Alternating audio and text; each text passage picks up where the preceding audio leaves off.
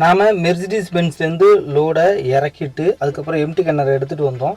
கம்பெனியில் நிப்பாட்டி இருக்கும்போது இங்கே நமக்கான ஒரு டிஃபன் அப்படிங்கிறது இங்கேயே சாப்பிட்டுட்டு மறுபடியும் அடுத்த ஓட்டத்தை தொடங்கிடலாம் அப்படின்னு முடிவு பண்ணிட்டேன். காலையிலே டிஃபனை பொறுத்த வரையும் இன்றைக்கி பார்த்திங்க அப்படின்னாக்கா சுண்டல் பண்ணியிருக்கேன். சுண்டல் பார்த்தா தெரியும்னு நினைக்கிறேன். சுண்டல் தான் வேக வச்சு வச்சுருக்கேன், உப்பு போட்டு வேக வச்சு வச்சுருக்கேன். இந்த சுண்டல் ஒரு 1/4 கிலோ சுண்டல் இருக்கும். இது அப்படியே டைம் பாஸுக்கு சாப்பிட்டுட்டு அதுக்கப்புறம் மத்தியானத்துக்கு சமைச்சிடலாம் அப்படின்னு சொல்லி முடிவு பண்ணியாச்சு. ஓகே, அடுத்து நம்ம லோடு ஏற்றுறதுக்காக வெயிட் பண்ணிகிட்ருக்கோம். கம்பெனியில் என்ன இருக்கோம் பார்த்திங்கன்னா தெரியும். இப்போ நம்ம இந்த கம்பெனியில் தான் நின்றுட்டுருக்கோம். லோடு ஏற்றி டேரெக்டாக நம்ம போக போகிறது ஸ்பெயின் போக போகிறோங்க. இங்கே வந்து 2 மணி நேரம் ஆகும்னு சொன்னாங்க, அதுக்காக வெயிட் பண்ணிகிட்ருக்கேன். போர்ட்ரிப் டிரைவர் வந்து வேறு வண்டிக்கு லோடு ஏற்றிட்டுருக்காரு, அதனால் நாம் வெயிட் பண்ணிகிட்ருக்கோம். உங்களுக்கு தெரியும்னு நினைக்கிறேன், நான் காட்டுறேன்.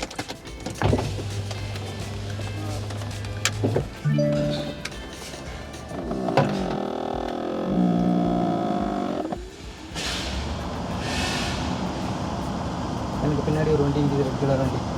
அந்த வண்டிக்கு தான் அவங்க லோடு ஏற்றிட்டுருக்காங்க. அடுத்து நமக்கு இன்னும் மெட்டீரியல் ரெடி ஆகலன்ட்டாங்க. 2 மணி நேரம் சொன்னாங்க, 1 ஹவர் ஆகிடுச்சு.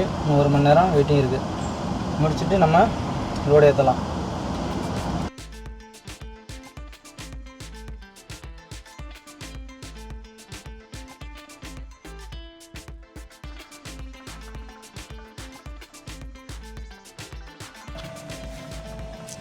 எல்லாருக்கும் வணக்கம். இன்றைக்கி நாம் பார்க்க போகிறது ஒரு டிரைவர் வண்டி ஓட்டும்போது ஒரு சந்தர்ப்ப சூழ்நிலையின் காரணமாக அவர் ஓட்டக்கூடிய டைம் மிஸ் ஆகுது, இல்லை ஒரு வயலேஷனுக்கு தள்ளப்படுறாரு. அந்தமாரி காலங்களில் போலீஸுக்கிட்டேருந்து தப்பிக்கிறதுக்காகவும் தன்னுடைய தவறை எப்படி அவர் திருத்திக்கணும், வருங்காலங்களில் அந்த தப்பு நடக்காமல் இருக்கிறதுக்கு என்னென்ன பண்ணணும், ஒருவேளை அந்த தப்பு நடந்துச்சுன்னா அதுலேருந்து எப்படி நாம் தப்பிக்கிறது அப்படிங்கிறத ஒரு காணொலியை தான் நம்ம இன்றைக்கி பார்க்க போகிறோம். இப்போ நம்ம போயிட்டுருக்குது ஒரு ஜெர்மனியில் மெர்சிடிஸ் பென்ஸில் லோடை இறக்கிட்டு அங்கேருந்து ஒரு 240 கிலோமீட்டர் என்கன் அப்படிங்கிற ஒரு ஜெர்மனியை சேர்ந்த ஒரு கிராமத்துக்கு போயிட்டுருக்கோம். அங்கே வால்வோவுக்கு சம்மந்தமான மெட்டீரியல் ஏற்றி விட போகிறாங்க. அதை எடுத்துக்கிட்டு நாம் அங்கேருந்து ஒரு 2100 கிலோமீட்ரு ஸ்பெயினுக்கு அந்த கடைசியில் போய் இறக்க போகிறோம். இன்றைக்கி வந்திருக்க கம்பெனி அப்படிங்கிறது ஒரு வால்வோ சம்மந்தமான கம்பெனி தான். இந்த டார்கெட்டுக்கு நாங்கள் போகணும். என்னோடய டைம் முடிஞ்சிடக்கூடாது, ஆனால் முடிஞ்சிருங்கிற ஒரு டைம் மாதிரி இருக்குது.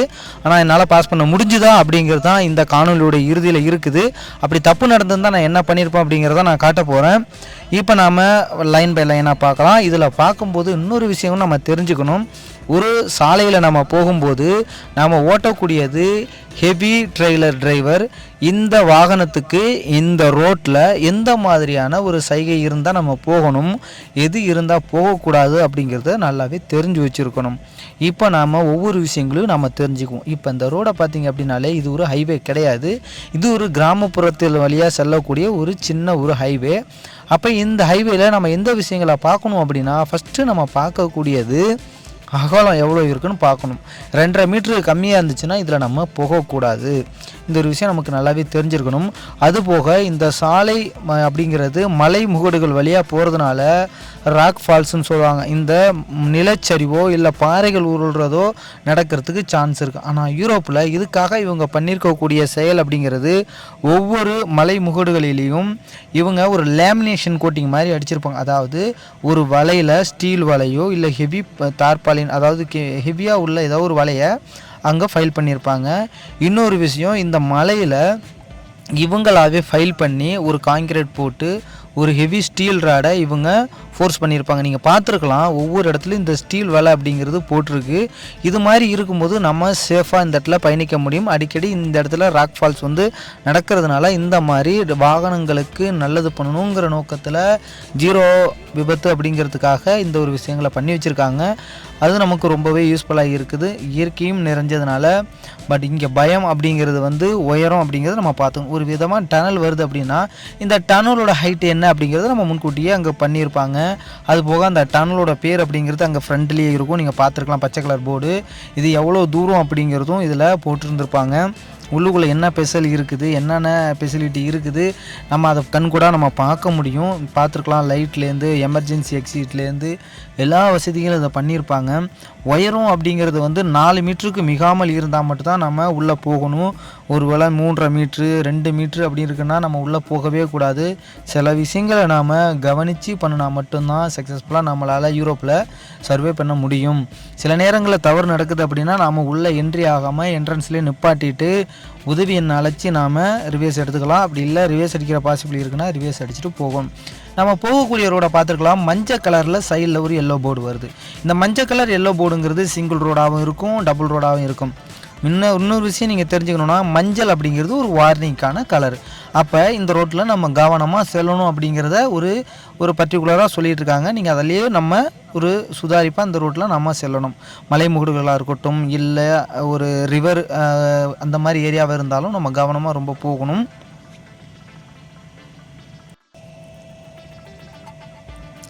நாம் வாகனம் ஓட்டும்போது நம்மளுடைய டைமிங் அப்படிங்கிறது ஒரு வேளை முடிஞ்சிருது. அதாவது நான் சொல்லக்கூடிய டைமிங் அப்படிங்கிறது, ஒரு டிரைவர் 9 மணி நேரம் வண்டி ஓட்டணும்.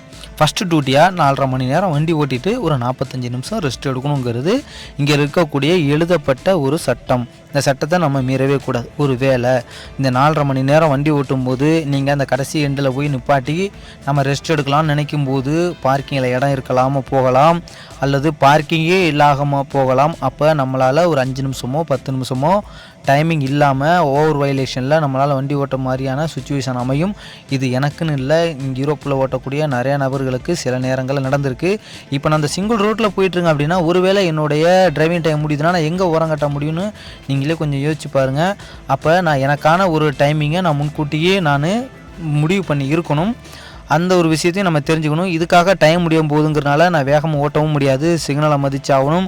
ரெட் சிக்னலை பொறுத்த வரையும் 135 யூரோ கட்டாயம் நம்ம கட்டணும். அதனால் சிக்னல்ஸை வந்து மதிக்கணும். இது மாதிரி 2-3 சிக்னலை நம்ம நிற்காமல் போய் நமக்கு கேமரா வந்து வயலேஷன் ஆகிருக்கு அப்படின்னா நம்ம டிரைவிங் லைசன்ஸில் இருக்கக்கூடிய பாயிண்ட்டும் குறையிறதுக்கு சான்ஸ் இருக்குது. ஒரு டிரைவருக்கு 18 பாயிண்ட்டு 3 வருஷத்துக்குங்கிறது ரொம்ப முக்கியம். அதை நாம் கவனத்தில் எடுத்துக்கணும். கேமரா நீங்கள் பார்த்துருக்கலாம், பக்காவாக ரெடியாக நிற்கிது ஸ்டாண்டிங் கேமரா. நம்ம மிஸ் பண்ணணும் அப்படின்னா நமக்கு பாதிப்பு வந்து சேரும் 135 யூரோ. அதனால் அதையும் கவனத்தில் வச்சு ஓட்டிக்கணும். அடுத்ததாக நம்ம பார்க்கக்கூடியது ஓவர் வயலேஷன். அப்படி தான் பார்த்துக்கிட்டு இருக்கோம். நம்ம டைமிங் முடியுது அப்படிங்கிற பட்சத்தில் என்ன பண்ணணும் அப்படிங்கிறத நம்ம தெரிஞ்சுக்கணும். இப்போ நம்ம ஓட்டிக்கிட்டு இருக்கோம், 4.5 மணி நேரம் முடியுது, பார்க்கிங் கிடைக்கல அப்படின்னா அடுத்ததாக நம்ம பண்ணக்கூடியது, அடுத்து வரக்கூடிய பார்க்கிங்கில் நிப்பாட்டிட்டு ஒரு டேக்கோவில் பிரிண்ட் அவுட்டை எடுக்கணும். டேக்கோ பிரிண்ட் அவுட்டுங்கிறது டேக்கோகிராஃப் மிஷினில் அதுக்குன்னு தனியாக ஒரு ஹோல்டர் வச்சு அதில் ஒரு டேக்கோ ரோல் பேப்பர் வச்சு அதை எடுக்கக்கூடிய செட்டிங்ஸ் வழியாக வந்து நாம் எடுத்து அதற்கான காரணத்தை எழுதணும். பொய்யாக எழுதக்கூடாது, சித்தரிக்கப்பட்ட கதைகளை எதையும் எழுதக்கூடாது. நடந்த உண்மையே, நான் வந்து போய்கிட்டு இருந்தேன், எனக்கு பார்க்கிங் கிடைக்கல, நான் வந்து போயிட்டு இருந்தேன், டிராஃபிக்காக இருந்துச்சு, இல்லை எனக்கு ஏதோ ஒரு சந்தர்ப்ப சூழ்நிலை அப்படிங்கிறத தெளிவாக அங்கே எழுதணும். நம்ம போய் சொன்னோம்னாக்கா அந்த டேக்கோகிராஃபில் நம்ம எங்கே நிப்பாட்டணும், எந்த இடத்துல எத்தனை கிலோமீட்டரில் வயலேஷன் நடந்துச்சுங்கிறத அந்த கோஆர்டினேஷன் அந்த பின் பாயிண்ட்லேருந்து எல்லாமே அங்கே ரெக்கார்ட் ஆகிருக்கும். அதனால் எந்தவித பொய் சொல்லியிருந்தாலும் போலீஸுக்கு அதுக்குன்னு தனியாக பெனால்ட்டிக்கு போகிறதுக்கான சான்ஸ் இருக்குது. நீங்கள் உண்மையை எழுதியிருக்கும் பட்சத்தில் உங்களுக்கான பெனால்ட்டி தொகை அப்படிங்கிறது சில நேரங்களில் 0வாக மாறும், இல்லைனா ரொம்ப கணிசமான தொகையை குறைச்சி பண்ணுவாங்க. அந்த ஒரு விஷயத்தை எப்பயுமே புரிஞ்சுங்க. இங்கே உண்மையை சொல்லி மட்டும்தான் ஓட்டணும். அதனால் இந்த விஷயத்தில் கவனமாக இருக்கணும். அதுக்கப்புறம் டேக்கோகிராஃப் மிஷினில் அந்த பிரிண்ட் அவுட் எடுக்கிறோம், எந்த மாதிரி விஷயங்களை நாம் எழுதணும் அப்படிங்கிறது ரொம்ப முக்கியம். அதில் நம்மளுடைய டேக்கோகிராஃப் நம்பர் இருக்கணும், நாம் பேர் இருக்கணும், ஓட்டிக்கிட்டு இருக்க வாகனத்தோட நம்பர் இருக்கணும், அதுக்கப்புறம் எத்தனை கிலோமீட்டர் நீங்கள் தப்பு பண்ணீங்க அப்படிங்கிற அந்த ரீசன் இருக்கணும், அதுக்கப்புறம் ரீமார்க் அப்படிங்கிறதுல நம்ம என்ன தப்பு பண்ணணுங்கிறதுக்கான உண்மையான சம்பவத்தை அங்கே நம்ம எழுதியிருக்கணும். இதெல்லாம் இருக்கும் பட்சத்தில் இந்த பேப்பரை நாம் 28 நாளைக்கு பத்திரமாக அதை நம்ம ஹோல்ட் பண்ணி வச்சுருக்கணும். 28 நாளைக்கு அப்புறம் அந்த பேப்பர் வந்து நமக்கு தேவையில்லை. ஒருவேளை நம்ம போலீஸில் பிடிபடுறோம் அப்படின்னாக்கா நம்ம இதை காமிச்சு தப்பிச்சிக்க முடியும். அவங்க ஒரு வேளை நம்மளை செக்கிங்க்கு எதையும் உட்படுத்தலை அப்படின்னா இந்த பேப்பர் வந்து நமக்கு மெமரியாக தான் இருக்கும். சில விஷயங்களில் இந்த பேப்பர் அப்படிங்கிறது ரொம்ப நாளைக்கு இந்த பேப்பரில் இருக்கக்கூடிய பிரிண்ட்டுங்கிறது இருக்காது. ஆனால் ஓரளவுக்கு ஒரு 6 மந்த்து 7 மந்த் வரையும் இருக்கும். நம்ம அதை ஒரு மெமரிக்கு வேணால் வச்சுக்கலாம். ஒருவேளை 4.5 மணி நேரம் இல்லாமல் சில நேரங்களில் அதர் ஒர்க்கில் நம்ம நிப்பாட்டியிருப்போம் லோடிங்கில். இந்த போயிட்டுருக்க லோடோட இறுதியில் அந்த சம்பவம் தான் நடந்திருக்கு. அதை நான் இறுதியில் என்னங்கிறத நீங்களே பார்த்து தெரிஞ்சுங்க. நான் என்ன பண்ணினேன் அப்படிங்கிறத இறுதி காணொலியாக நீங்கள் அதை பார்க்க தெரிஞ்சுக்கலாம். இப்போ எனக்கான டைம் முடிய போகுது, 4.5 மணி நேரம் முடிய போகுது. நான் நிப்பாட்டி எனக்கான ஒரு ரெஸ்ட்டை எடுக்கணும். இப்போ நான் எனக்கான பார்க்கிங்கை தேடி போயிட்டுருக்கேன். எனக்கான ஒரு பார்க்கிங் வந்துச்சு அப்படின்னா நிப்பாட்டிடுவேன். இன்னும் எனக்கு இருக்கக்கூடிய நேரம் அப்படிங்கிறது பார்த்திங்கனாக்கா இன்னொரு ½ அன் ஹவர் இருக்குது. ½ அன் ஹவரில் நல்ல ஒரு பார்க்கிங்கை பார்த்து நான் நிப்பாட்டிட்டு எனக்கான ஒரு 45 நிமிஷம் ரெஸ்ட் எடுக்கணும் அப்படிங்கிற ஒரு முடிவை நோக்கி இப்போ நான் போய்கிட்டு இருக்கேன். அதனால தான் நான் செக் பண்ணிக்கிட்டே வரேன், எவ்வளோ டைமிங் இருக்குங்கிறத நான் செக் பண்ணுறேன், பார்க்கிங்கை தேடுறேன். பார்க்கிங் இருந்துச்சு அப்படின்னாக்கா அதுக்கேற்ற மாதிரி நான் ஓரம் கட்டிடலான்னு முடிவு பண்ணிட்டேன்.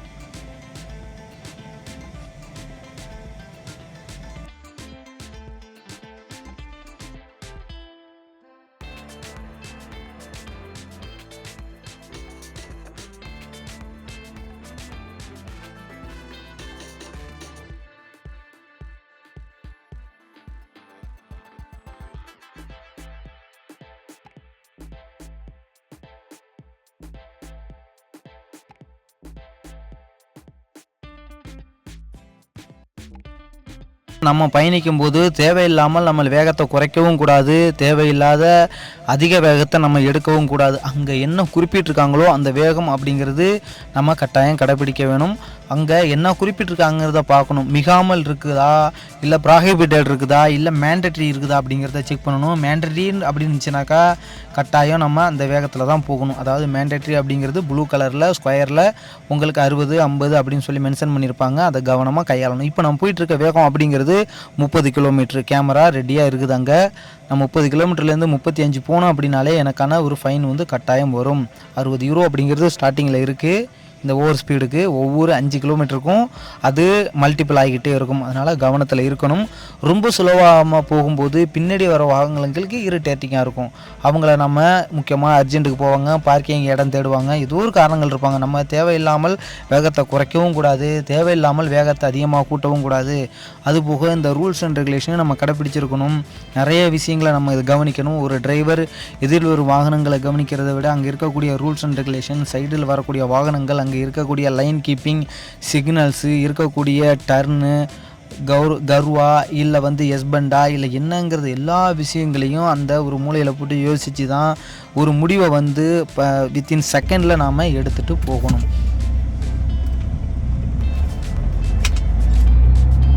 After 50 meters, turn left, V462.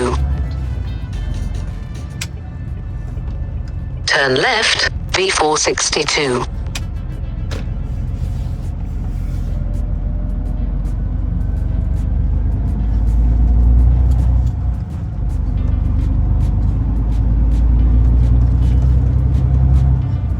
Follow V462 for 20 kilometers.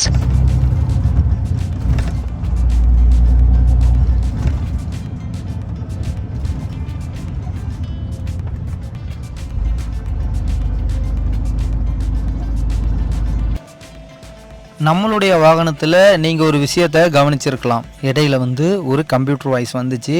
இது நாம் யூஸ் பண்ணிகிட்டு இருக்கக்கூடிய ஜிபிஎஸ்லேருந்து வரக்கூடிய சவுண்டு. இங்கே யூரோப்பில் எந்த மாதிரியான ஜிபிஎஸ் பெஸ்ட்டு அப்படிங்கிறதுக்கான ஒரு முழு காணொலியை நாம் பண்ணிக்கிட்டு இருக்கோம்.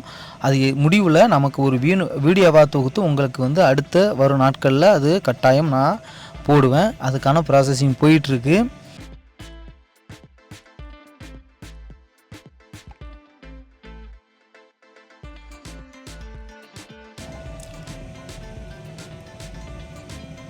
நமக்கு லெஃப்ட் சைடில் கவனித்து பாருங்கள், ஒரு பேசஞ்சர் பஸ் நிற்கிது. இந்த பஸ்ஸு ஒரு சைடு இண்டிகேட்டர் போட்டு அவங்க ஏற ஆரம்பிச்சிட்டாங்க. இதுவே நமக்கு முன்னாடி இந்த வாகனம் அங்கே நின்று டபுள் இண்டிகேட்டர் போட்டிருந்தா பிரச்சனை இல்லை, அவங்களுக்கான அது வெயிட்டிங் நேரமாக கருதப்படும். ஒருவேளை அவங்க லெஃப்ட் சைடு இண்டிகேட்டரை போட்டுட்டாங்க அப்படின்னா நாம் எமர்ஜென்சியாக பிரேக் அடித்து அவங்களுக்கு வழி விடணும். யூரோப்பில் எந்த நாட்டில் நீங்கள் இருந்தாலும் சரி, பேசஞ்சர் பஸ்ஸுக்கு தான் இங்கே ரொம்ப முக்கியத்துவம். அவங்களுக்கு டிராஃபிக் இல்லாத சாலையை உருவாக்கி கொடுக்கணும். நாம் அவங்களுடைய உத்தரவுக்காக காத்துக்கிட்டு இருக்கணும். அவங்க இண்டிகேட்டர் போட்டுட்டாலே அவங்களுக்கான முன்னுரிமையை கொடுத்துடணும். அவங்களுக்கு நம்ம எப்போயுமே டிராஃபிக் வயலேஷன் கொடுத்துடக்கூடாது. அவங்களுக்கு வழி விட்டு தான் நாம் போகணும். இந்த விஷயத்த ரொம்ப கவனமாக இருங்க. இது டிராஃபிக் அஃபென்ஸில் ரொம்ப மிகப்பெரிய தவறாக இங்கே கருதுகிறாங்க. நீங்கள் யூரோப்பில் வாகனம் ஓட்ட போகிறீங்க அப்படின்னா நமக்கு முன்னாடி ஒரு பேசஞ்சர் பஸ் இருக்குனாலே மிக மிக கவனத்தோடு அதை கிராஸ் பண்ணுங்கள். அந்த டிரைவர் எந்த மாதிரி இண்டிகேட்டர் போடுறாருங்கிறத கவனித்து நீங்கள் ஓட்டினீங்கன்னா சின்ன தவறு வராமல் நீங்கள் தப்பிக்க முடியும்.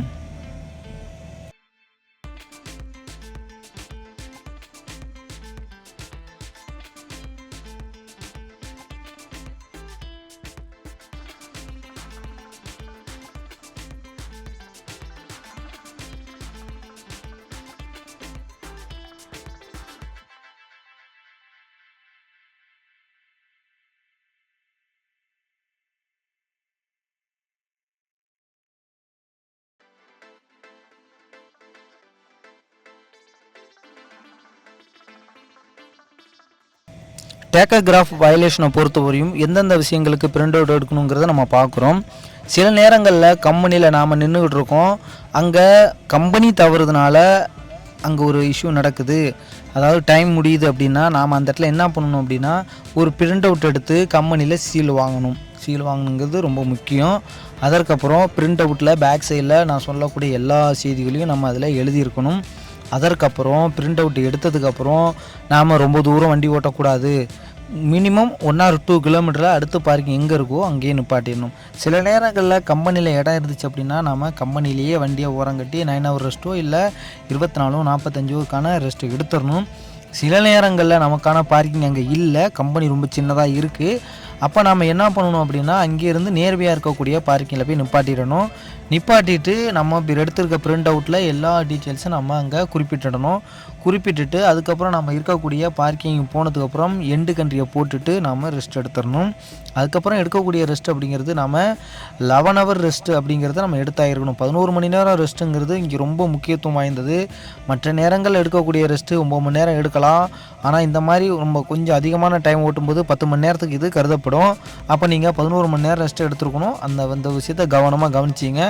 அதற்கு மேலே நீங்கள் எவ்வளோ வேணாலும் ரெஸ்ட் எடுக்கலாம். ஆனால் அதற்கு கீழே ஒரு செகண்டு கூட கம்மியாக நீங்கள் எடுத்துருக்கக்கூடாது. இந்த ஒரு விஷயமும் நமக்கு ரொம்ப ரொம்ப முக்கியம். டிரைவர் ஓட்டக்கூடிய யூரோப்பில் இருக்கக்கூடிய டிரைவருங்களுக்கு இது ரொம்ப முக்கியம். பர்டிகுலராக இந்த டேக்கோகிராஃப் சிஸ்டத்தில் 7.5 டன்னுக்கு மேலே ஓட்டக்கூடிய அனைத்து ஓட்டுநர்களுக்கும் இந்த டேக்கோகிராஃப் ரூல்ஸ் அப்படிங்கிறது ரொம்ப பொருந்தும். கவனமாக இருங்க. யூரோப்பில் நம்ம சம்பாதிக்கக்கூடிய சின்ன சின்ன விஷயங்களும் கண்ணு முழிச்சு ஓட்டி நம்ம சம்பாதிக்கிறோம். நம்ம இந்தியாவில் ஓட்டுற மாதிரி கிடையாது. இங்கே அதிகமான தூரம் ஓட்டுறோம், கண்டினியூவாக ஓட்டிக்கிட்டே இருக்கோம். ஆனால் பெனால்ட்டிக்குங்கிற ஒரு சுச்சுவேஷனில் காசு கொண்டு போய் யாருக்கோ கொடுக்காதீங்க. அந்த ஒரு விஷயத்தை நீங்கள் ரொம்ப கவனமாக கையாளுங்க.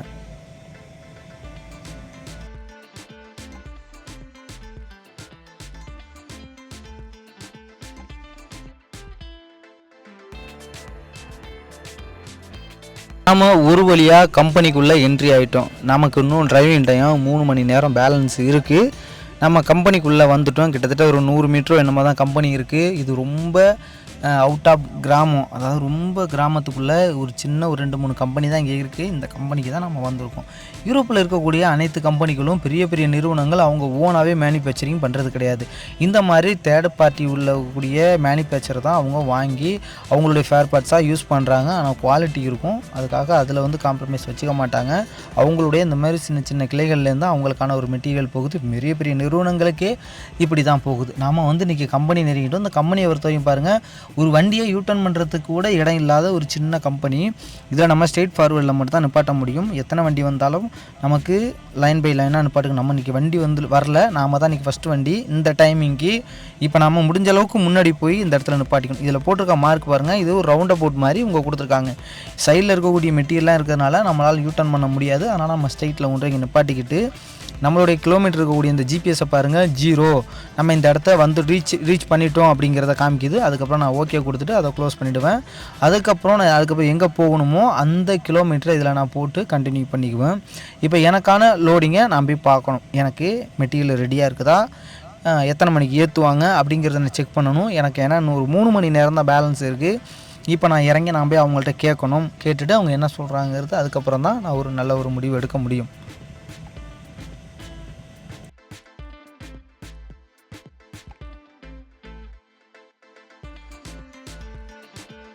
நமக்கு இன்றைக்கி இந்த கம்பெனியில் 2 மணி நேரம் ஹால்ட் ஆனதுக்கப்புறம் லோடு ஏற்றிருக்காங்க. இந்த லோடு ஏற்றிட்டு அதுக்கப்புறம் நான் என்னோடய டைமிங்கை நான் செக் பண்ணேன். லோடிங் நேரம் எல்லாத்தையும் கால்குலேட் பண்ணும்போது என்னோடய டைம் முடிஞ்சிருச்சு. இங்கே பார்க்கிங் இல்லை. இப்போ நான் ரிவேஸ் எடுத்துக்கிட்டு இருக்கேன். ரிவேஸ் நான் போயிட்டு வண்டியை திருப்பிட்டு அதுக்கப்புறம் நான் பார்க்கிங் போகணும். இந்த நேரத்தில் நான் ஒரு தப்பு பண்ணிட்டேன். நான் பிரிண்ட் அவுட்டை வந்து நான் இப்போ எடுத்துகிட்டு வண்டியை மூவ் பண்ணியிருக்கணும். நான் ஒரு பதட்டமான சுச்சுவேஷனில் இருக்கும்போது நான் இப்போ டேக்கோகிராஃபில் பிரிண்ட் அவுட் எடுக்க மறந்துட்டேன்.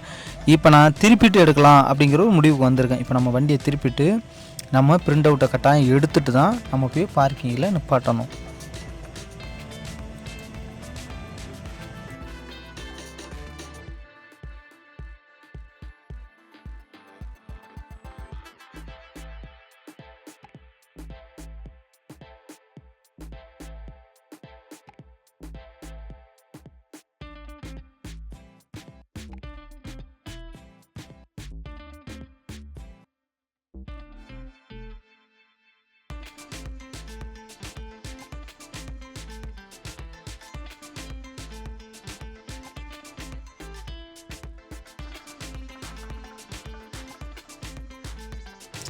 என்னுடைய டிரைவிங் டைம் அப்படிங்கிறது டோட்டலாகவே முடிஞ்சிருச்சு.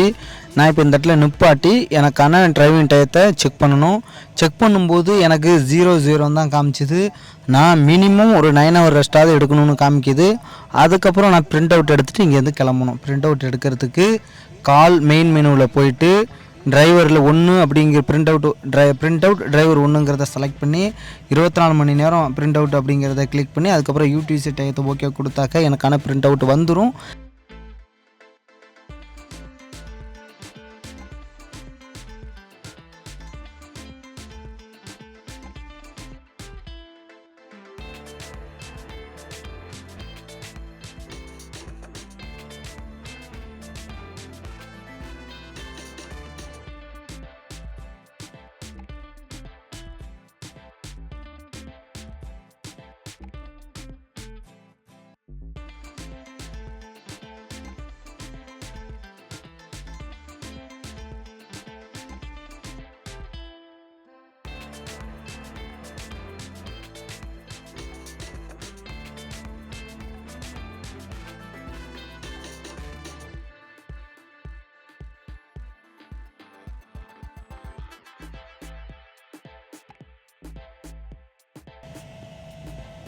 ஜெர்மனியை பொறுத்த வரையும் பகல் நேரங்களில் பார்க்கிங்க்கு பிரச்சனை இல்லை.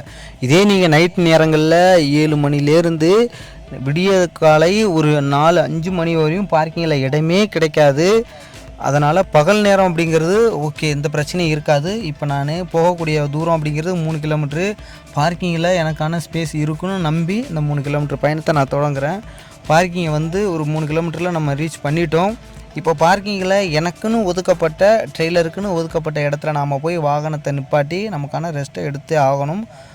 அங்கே பார்க்கிங் இல்லை அப்படின்னா நமக்கு ரொம்ப கஷ்டம். ஆனால் பகல் நேரம் அப்படிங்கிறனால கட்டாயம் நமக்கு பார்க்கிங் இருக்கும்.